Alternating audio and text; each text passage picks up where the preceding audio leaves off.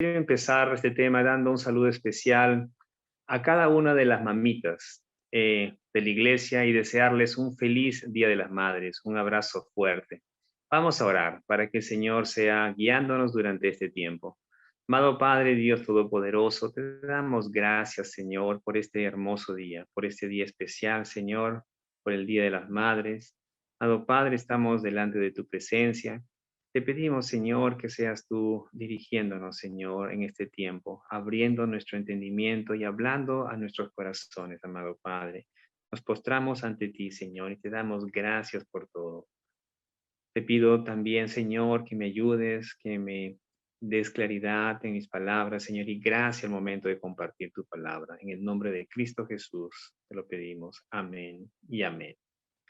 Con frecuencia, Dios utiliza a las personas que menos nos imaginamos para cumplir sus planes y propósitos. En la Biblia encontramos dos libros que llevan el nombre de mujeres. Uno de estos libros es Esther y el otro es Ruth.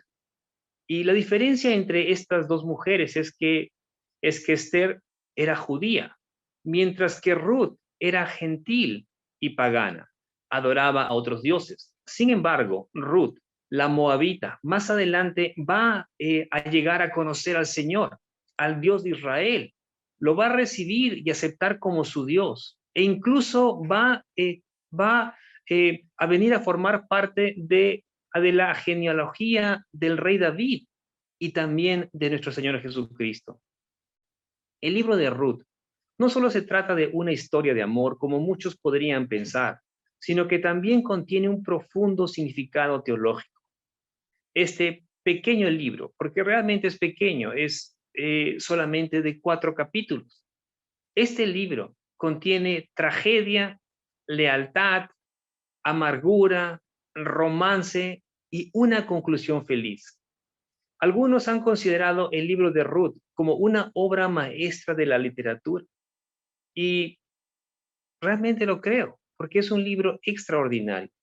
El día de hoy voy a compartir un tema del libro de Ruth que lo he titulado Del sufrimiento a la esperanza. Vayamos a Ruth, capítulo 1. Leamos los primeros 5 versículos. Aconteció que en los días en que gobernaban los jueces hubo hambre en el país, y un hombre de Belén, de Judá, fue a residir en los campos de Moab con su mujer y sus 2 hijos. Aquel hombre se llamaba Elimelec y su mujer se llamaba Noemí. Los nombres de sus hijos eran Malón y Kelión, efrateos de Belén de Judá, y llegaron a los campos de Moab y allí se quedaron. Y murió Elimelec, marido de Noemí, y quedó ella con sus 2 hijos, y ellos se casaron con mujeres moabitas. El nombre de una era Orfa y el nombre de la otra Ruth, y habitaron allí unos 10 años. Murieron también los 2, Malón y Kelión, y la mujer quedó privada de sus 2 hijos y de su marido. Estos acontecimientos que acabamos de leer ocurrieron durante el periodo de los jueces, un tiempo confuso, un tiempo muy difícil en Israel, como también ahora lo estamos viviendo nosotros, tiempos complicados. Y en la Biblia vamos a encontrar muchos pasajes donde los hijos de Dios van a enfrentar momentos así, momentos difíciles. En aquel tiempo, dice el texto, que vino una severa hambruna sobre el país, es decir, sobre la tierra de Israel. Y esto hizo de que Elimelec, un hombre de Belén de Judá, salga de su tierra y fuese a Moab con su mujer y con sus 2 hijos. El nombre Elimelec significa mi Dios es rey.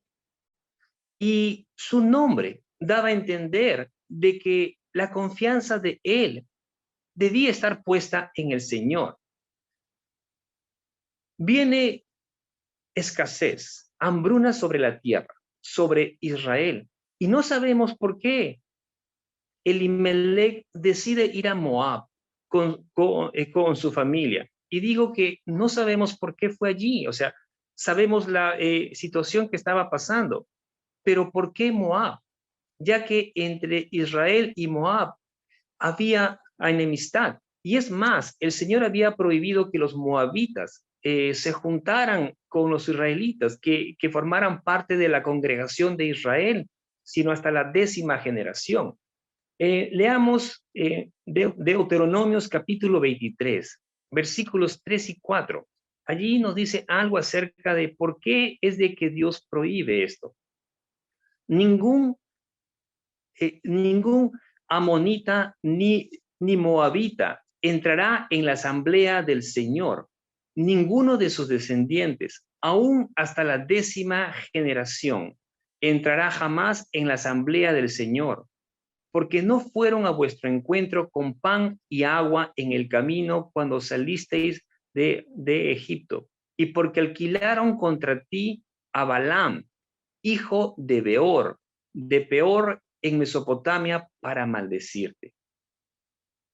Los moabitas eran descendientes de Lot, el sobrino de Abraham, y por tanto parientes de los israelitas. Y esta prohibición que el Señor les da aplicaba solamente a los hombres de Moab, mas no a las moabitas. Las moabitas se podían casar con los israelitas. La mujer de Elimelech, Noemí, su nombre significaba placentera, Noemí significaba placentera o dulce, y sus hijos se llamaban Malón y Kelión. Resulta que ellos al llegar a Moab se establecen allí, y no mucho tiempo después, Elimelech muere, y Noemí se queda viuda, se queda sola con sus 2 hijos. Pero al cabo de un tiempo, sus hijos se casan se casan con mujeres moabitas. Kelión se casa con Orfa y Malón se casa con Ruth. Pero unos 10 años después murieron tanto Malón como Kelión, y Noemí se queda sola, sin sus 2 hijos y sin su esposo, y en una tierra extraña para ella. Realmente era una tragedia, un sufrimiento muy grande para Noemí. Y ahora ya no solamente vamos a encontrar a Noemí, que era viuda, sino que ahora hay 3 viudas en la historia: Noemí, Orfa y Ruth. Y ser viuda en aquel tiempo era realmente difícil y peligroso a la vez.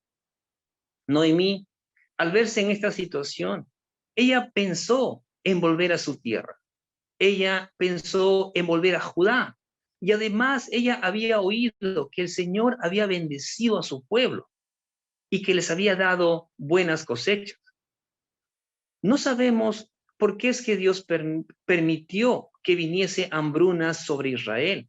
Podría haber sido un castigo por los pecados de su pueblo, o quizás el Señor tenía algún plan para con ellos, y a través de esa situación se cumpliría.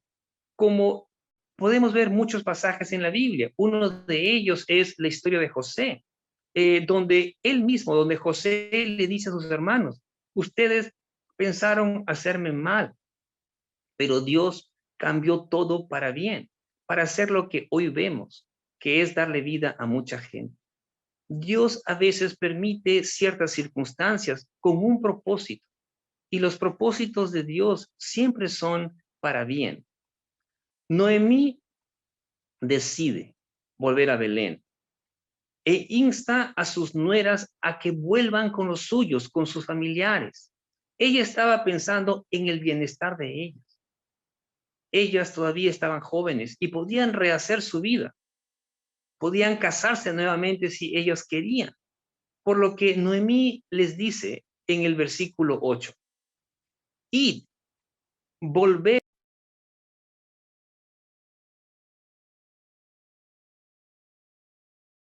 vosotras como vosotras la ha ido con los muertos y conmigo. Y les dio un desconsoladas. Y luego de haber llorado, Ruth y Orfa le dicen a Noemí, no, sino que queremos ir contigo, queremos volver contigo a tu pueblo. Pero Noemí les insiste, le dice, volveos, hijas mías, ¿para qué habéis de ir conmigo? ¿Acaso puedo tener más hijos para que sean vuestros maridos? Leamos los versículos del 12 al 17.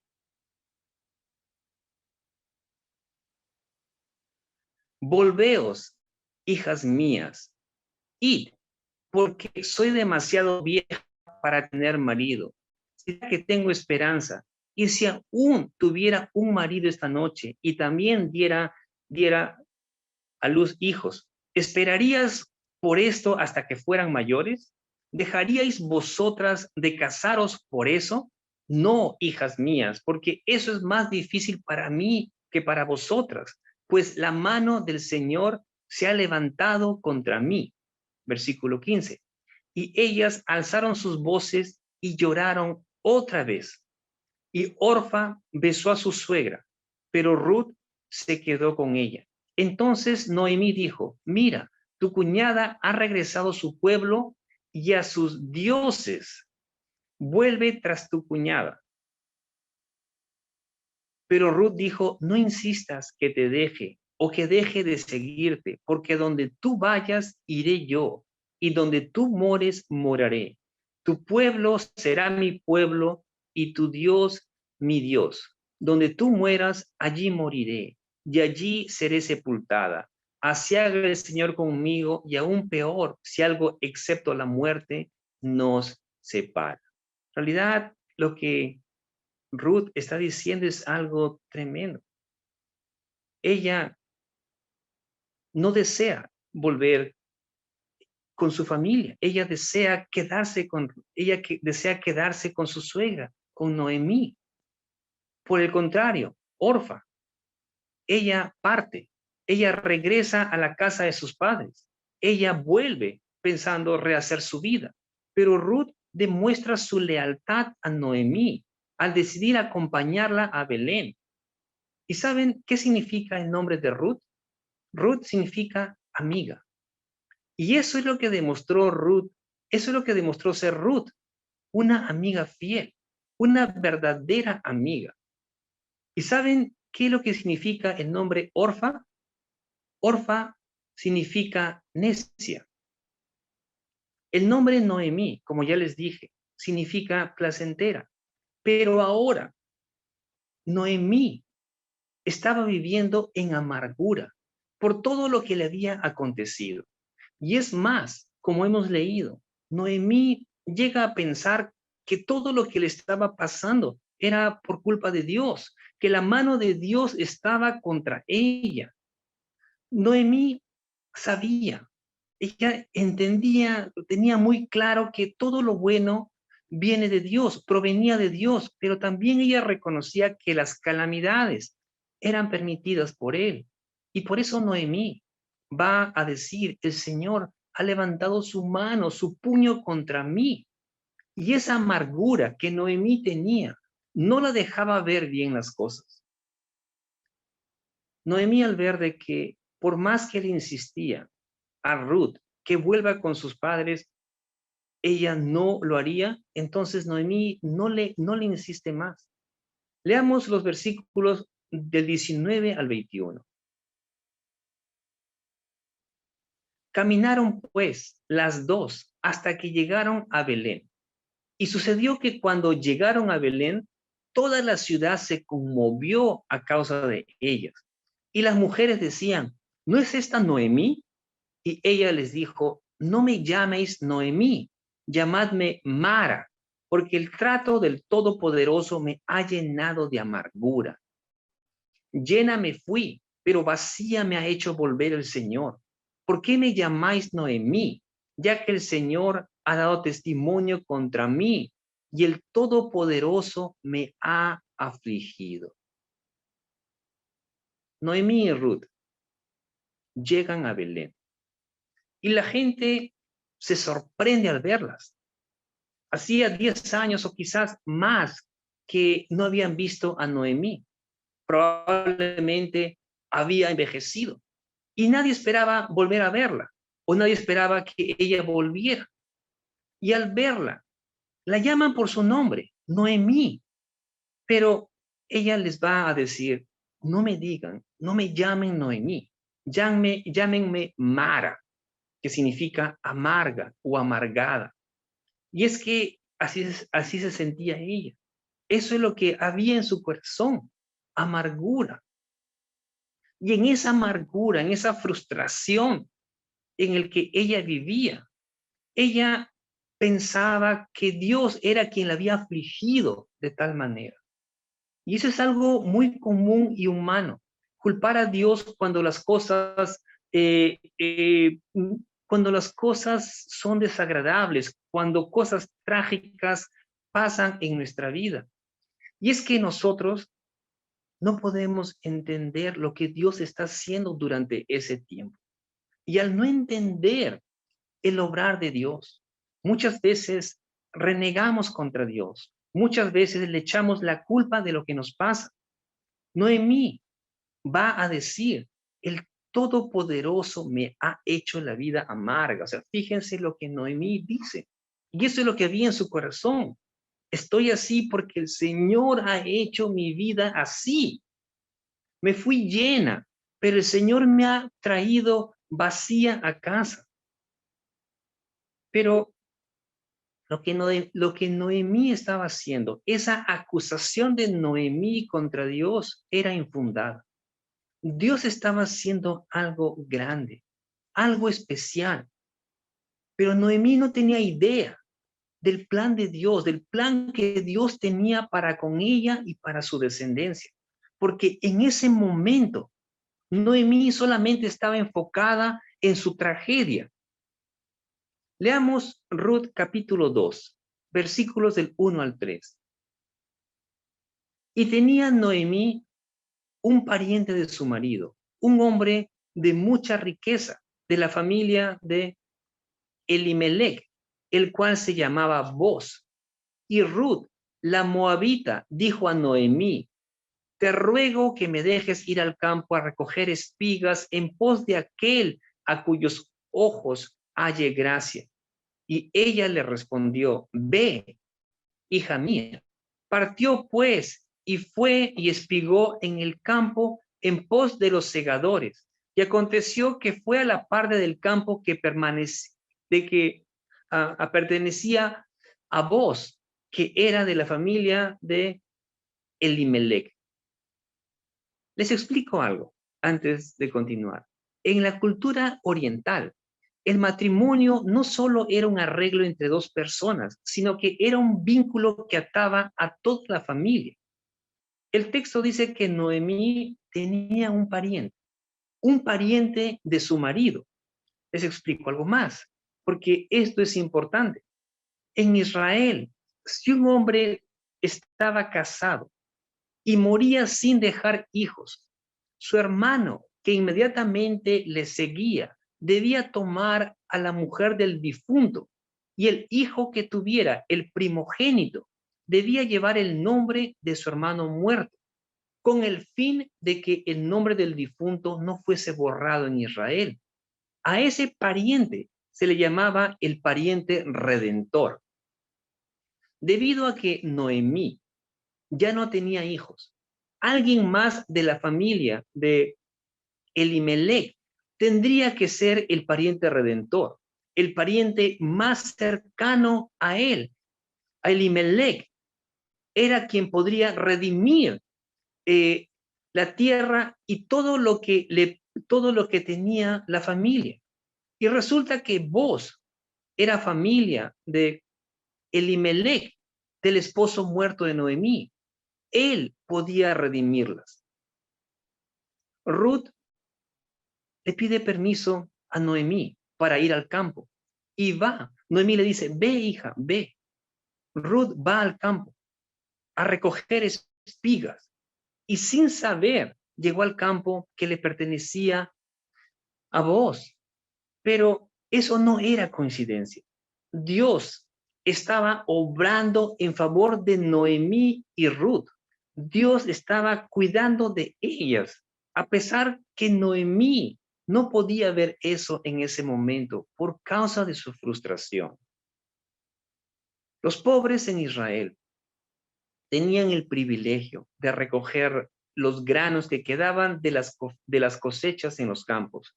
Era una ley. Ellos tenían que dejar cierta parte para los pobres y los extranjeros. Y por eso es que Ruth va al campo, porque ella sabía, Noemí le había dicho que vaya y que recoge espigas para que tuvieran algo que comer. Vos, al ver que alguien nuevo estaba en su campo, que alguien nuevo estaba recogiendo espigas en su terreno, le pregunta a su criado, le dice, ¿quién es esta joven? Y el criado responde y le dice, es la joven moabita que volvió con Noemí de los campos de Moab. Boaz, vos, al escuchar eso, se sorprende y se acerca a Ruth y le dice, hija mía, no vayas a espigar a otro campo, quédate aquí con mis criadas. Además, he ordenado a mis criados que no te molesten. Y Ruth, al escuchar esas palabras de parte de vos, se postra en tierra y le dice a vos, ¿por qué he hallado gracia delante de tus ojos? ¿Qué he hecho para que tengas tan grande bondad delante de mí? No soy más que una extranjera, le dice Ruth. Y vos le responde, le dice, sí lo sé, pero también sé todo lo que has hecho por tu suegra desde la muerte de tu esposo. He oído que dejaste a tu padre y a tu madre y a tu tierra natal para vivir aquí entre gente totalmente desconocida para ti. Que el Señor, Dios de Israel, bajo cuyas alas viniste a refugiarte, te recompense abundantemente por lo que hiciste. Fíjense que vos le habla con consideración a Ruth y ella era lo que necesitaba oír en ese momento. Palabras que pudieran consolar su corazón después de todo lo que ella había sufrido, de todo lo que ella había pasado. Ruth, luego de eso, vuelve a casa, vuelve y le cuenta a Noemí todo lo que había sucedido en el campo y lo que vos le había dicho.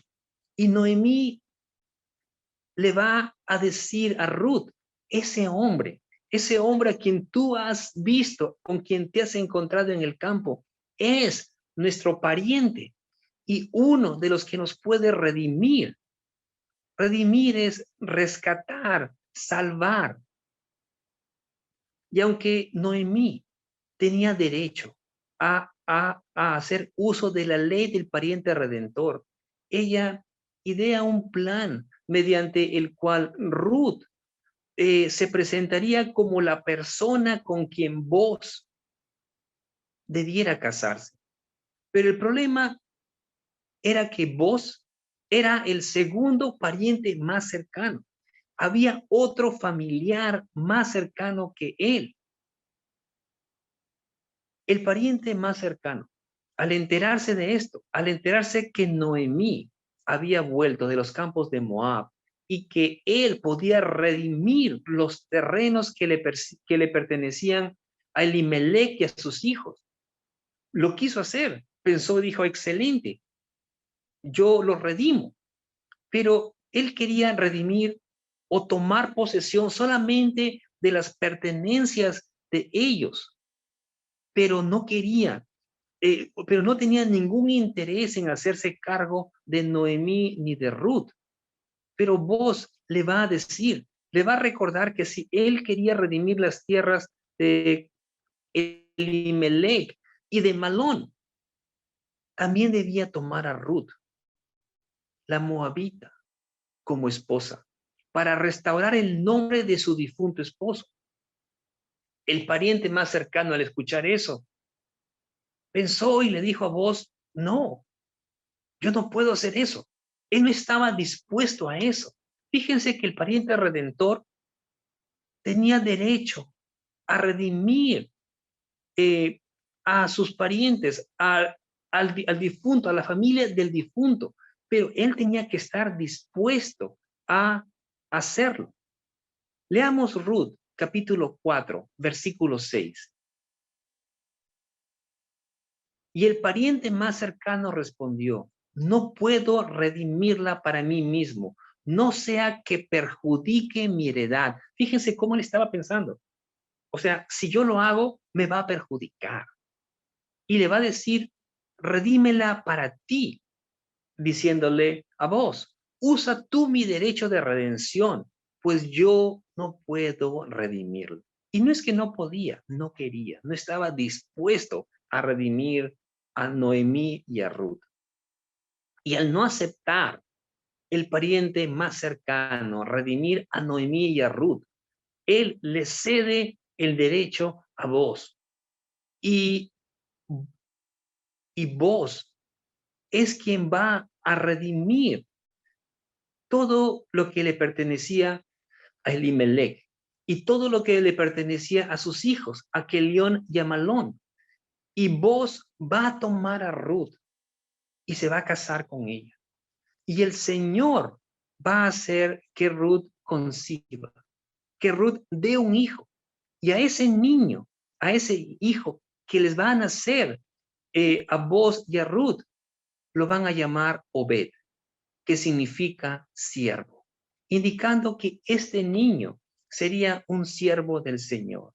Y fíjense que este niño, Obed, va a venir a ser el abuelo del rey David, de cuyo linaje viene nuestro Señor y Salvador Jesucristo. Los últimos versículos del capítulo 4, los versículos del 18 al 22, nos muestran la genealogía del rey David. Leamos. Estas son las generaciones de Fares. Fares engendró a Hezrón. Hezrón engendró a Ram. Ram engendró a Aminadab. Aminadab engendró a Nazón. Nazón engendró a Salmón. Salmón engendró a Boz. Boz engendró a Obed. Versículo 22. Y Obed engendró a Isaí.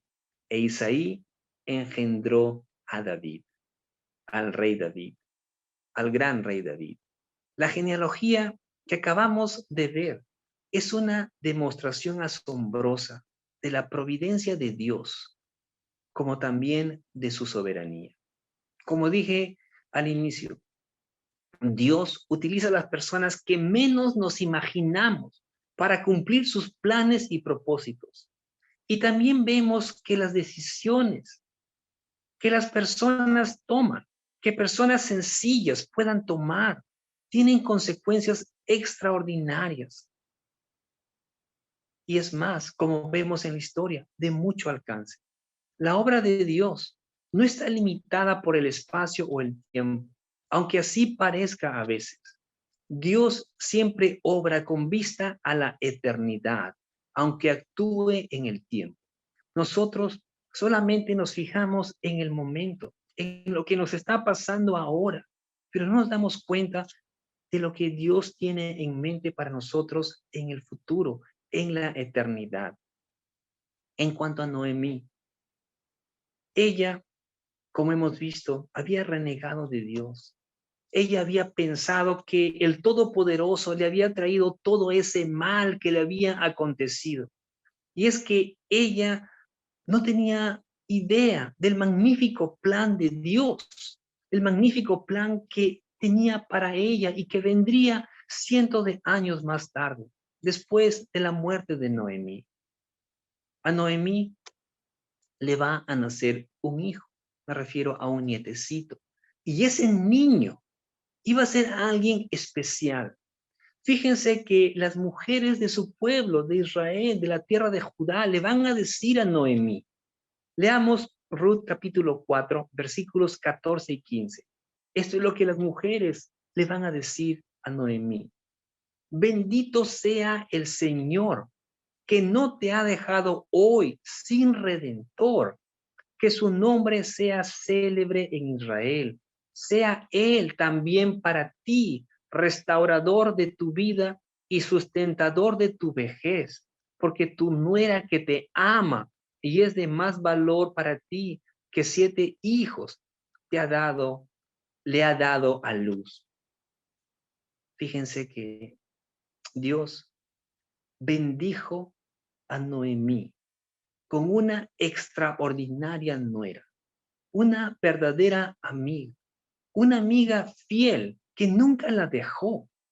Y las mujeres de su pueblo pudieron ver eso, pudieron ver el amor de Ruth por su suegra y le van a decir a Noemí, tu nuera es de más valor que 7 hijos que podrías haber tenido. Y además le dio un niño. Y ese niño vino a ser para Noemí como su hijo en su mente. Noemí va a criar a Obed. Fue su nodriza, dice la palabra. Y cuando Obed creciera, él sería quien cuidaría de su abuela, de Noemí, quien la sustentaría en su vejez. Dios no se olvidó de Noemí ni de Ruth. El Señor tuvo misericordia de ambas mujeres y en todo tiempo estuvo allí con ellas, como también Dios tiene misericordia de ti y Él tampoco se ha olvidado de ti. Dios está haciendo algo grande en nuestros corazones. Él está en medio de las circunstancias que podamos estar pasando. Él está haciendo algo con nuestros familiares por quienes estamos orando y que aún no conocen del Señor. Y aunque nosotros no podamos ver las cosas en este momento, debemos tener presente que Dios está obrando, como lo hizo en la vida de Noemí y de Ruth. Días son para mí. Cuando nos olvidamos de eso y nos concentramos más en nuestras circunstancias que en Dios, podemos caer en la amargura. Y esa amargura nos ciega, no nos permite ver más allá, no nos deja ver lo que Dios está haciendo en nuestra vida. Dios actúa de manera distinta a como nosotros pensamos. Tal vez para ti algo podría ser de esta manera y tú podrías incluso estar convencido de eso, que así es. Pero recuerda lo que dice Isaías 55, versículos 8 y 9. Porque mis pensamientos no son vuestros pensamientos, ni vuestros caminos mis caminos, declara el Señor. Porque como los cielos son más altos que la tierra, así mis caminos son más altos que vuestros caminos y mis pensamientos más que vuestros pensamientos. Dios, queridos hermanos, muchas veces obra de manera misteriosa, pero Él sabe lo que hace. Nosotros no tenemos que entender lo que Dios está haciendo. Lo que tenemos que hacer es confiar en Él. El error muchas veces es que nosotros queremos entender todo, pero no es así. Dios sabe lo que está haciendo. Te pregunto, ¿qué pasa en un examen? ¿El maestro no está callado? El maestro está siempre en silencio durante un examen, pero está allí. Dios actúa muchas veces de esa manera. Dios puede estar en silencio, pero está allí, en medio de las circunstancias que puedas estar pasando. El Señor está allí, obrando a tu favor. En un sentido espiritual, el papel del pariente redentor se cumple en nuestro Señor Jesucristo. Por amor a nosotros, Jesús estuvo dispuesto a dar su vida para salvarnos de la vida perdida en que nos encontrábamos. Es Cristo quien da sentido a nuestra vida. Él es quien nos da esperanza. De otro modo, viviríamos frustrados, amargados por las cosas que nos suceden. Y todos vamos a pasar por circunstancias difíciles en la vida en algún momento. Pero no dejes que el sufrimiento te consuma, que la amargura te consuma. La gracia de Dios y su soberanía está por encima de todo, por encima de cualquier situación que nos toque vivir y enfrentar. En Cristo hay esperanza, queridos hermanos. En Él hay gozo y paz. Recuerda que no tenemos que entender lo que Dios está haciendo. Lo que tenemos que hacer es confiar en Él. Amén. Oremos. Amado Padre, Dios Todopoderoso, te damos gracias, Señor, por esta hermosa historia, Señor, de Noemí, de Ruth, de vos. Gracias porque a través de tu palabra, Señor, podemos entender tu providencia, podemos entender mejor tu soberanía, Señor. Nosotros muchas veces solamente podemos ver lo que está pasando a nuestro alrededor, Señor, lo que está pasando en ese momento, Señor. Pero debemos recordar que tú estás obrando, Señor, en medio de las circunstancias. Que tú tienes planes, Señor, no solamente para este momento, sino que tú tienes planes eternos para tus hijos, amado Señor. Ayúdanos, Dios Todopoderoso, a confiar en ti, a pesar que no entendamos las cosas, a pesar que no sepamos por qué que suceden las circunstancias que podamos estar enfrentando. Dios bendito, te damos gracias por todo, Señor, porque tú eres nuestro Redentor, Señor, porque tú eres quien nos rescataste, Señor, de la condenación eterna, al venir a ti, al creer en ti por la fe. Bendito Padre, te pido que bendigas, Señor, a mis hermanos y que tengas misericordia, Señor, de todos aquellos que aún no te conocen, Señor. Te pido que seas obrando en sus corazones, amado Padre, especialmente de nuestros familiares que no te conocen, Señor. Te pedimos que seas tú trayéndolos hacia ti. Te damos gracias, Señor, por este día, por tu palabra, en el nombre de Cristo Jesús, nuestro Señor y Salvador. Amén y amén.